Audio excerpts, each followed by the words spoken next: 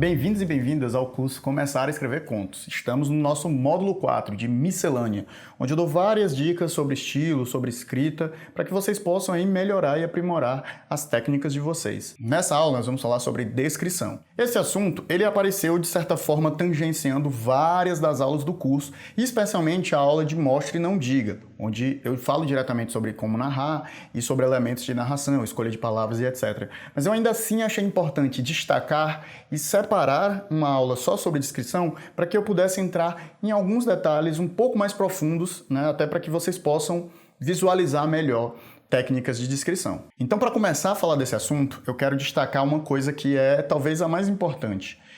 A gente tem uma tendência ao narrar, independente da voz de narrador que a gente escolha, né, e a gente falou de várias delas, que a gente narra usando apenas a visão.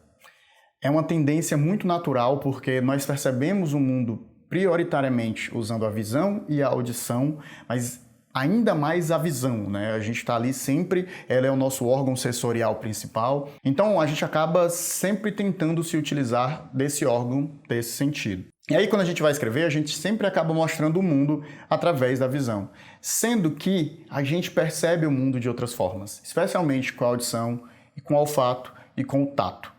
Eles não são num nível tão consciente quanto a gente é consciente da visão, porque por ele ser esse órgão prioritário, esse órgão primário, mas eles estão lá. A gente está sempre percebendo os cheiros e as sensações e ouvindo o mundo ao nosso redor. E isso é muito importante que apareça na narrativa. Não só vai enriquecer as suas descrições, né, vão torná-las mais interessantes, como também vão fazer com que o leitor mergulhe mais na obra, ele tenha mais um senso de ambiência dentro da narrativa do que se você apenas usar a visão para orientar ele. Então, né, dica fundamental, dica importante, você não tem só a visão para trabalhar. Utilize os 5 sentidos. A minha segunda dica é tome cuidado com infodumps. Infodumps basicamente é você despejar um volume grande de informações para o leitor. E por mais que essas informações sejam importantes para a narrativa que está sendo contada, quando você para de narrar, de contar a história para explicar que a máquina do tempo ela tem tantos botões e ela funciona assim através da matemática tal e do cálculo físico, ela faz um salto quântico, você tem muitas chances de acabar perdendo o seu leitor. O ideal é que você tente sempre intercalar essas descrições, fazendo elas de maneiras mais curtas e objetivas possível. E se ela é importante ser longa, que ela seja quebrada, que essa informação seja dada ao decorrer de uma cena inteira, e não você separar um bloco gigante de texto no qual você para de contar a história que você está contando para descrever alguma coisa ou para explicar algum elemento do mundo. Narrativas que são, né, de gênero, como horror, ficção científica, fantasia, que acabam trazendo elementos que não são usuais do nosso mundo, né? Não é como você falar uma mesa e a pessoa entende e já imagina ali uma mesa, né? Que são elementos que podem ser ou um animal, né? Um cachorro, um gato é uma coisa. Quando você descreve, sei lá, uma criatura mágica, uma mantícora, um unicórnio, se bem que o unicórnio é mais fácil, né? Um cavalo com chifre. Mas algum animal que seja um pouco mais estranho ou diferente, existe uma tendência a você querer destrinchar aquela criatura ali para que o seu leitor possa visualizar ela. E muitas vezes isso pode acabar tornando a narrativa maçante. A verdade é que não costuma ser apenas um elemento, costumam ser vários elementos. E aí todo o tempo você está parando a narrativa para poder fazer ali uma descrição longa de um elemento novo, fantástico, incrível, diferente que você criou. E eu entendo essa ânsia. Quando a gente cria, né, quando a gente cria essas coisas na nossa imaginação, a gente quer que o leitor visualize.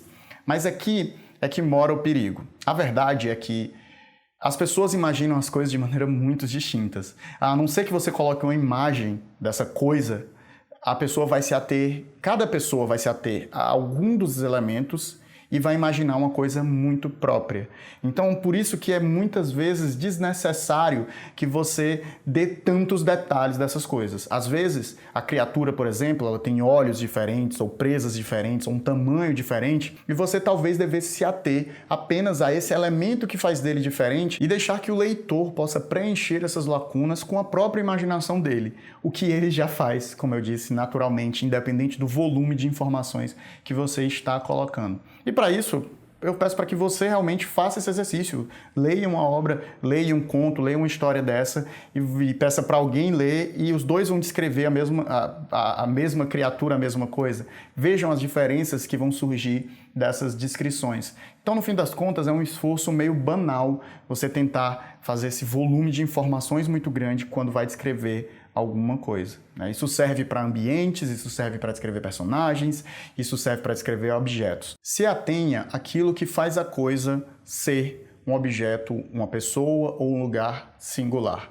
Aquilo que faz dele diferente. Não precisa se ater a tudo. Uma das dicas que eu já dei na aula de diálogos é aproveite ali os momentos de diálogos muito longos para fazer pequenas descrições, né? É um momento que dois personagens interagem que você pode, por exemplo, descrever características físicas através do olhar de um para o outro, né? Como eles estão interagindo, é justamente o momento que eles vão prestar atenção na aparência um do outro. Em vez de você parar a narrativa em um determinado momento para fazer ali aquele profile, né? Aquele perfil do personagem onde você diz os olhos eram de tal cor, o cabelo de tal cor, a barba de tal cor, você dá uma pequena informação sobre como estava o rosto, sobre uma marca no rosto do personagem, sobre como era a cor da barba. Essas coisas, esses pequenos detalhes você pode ir fazendo no decorrer da narrativa. Você não precisa parar ela inteira para montar a imagem completa.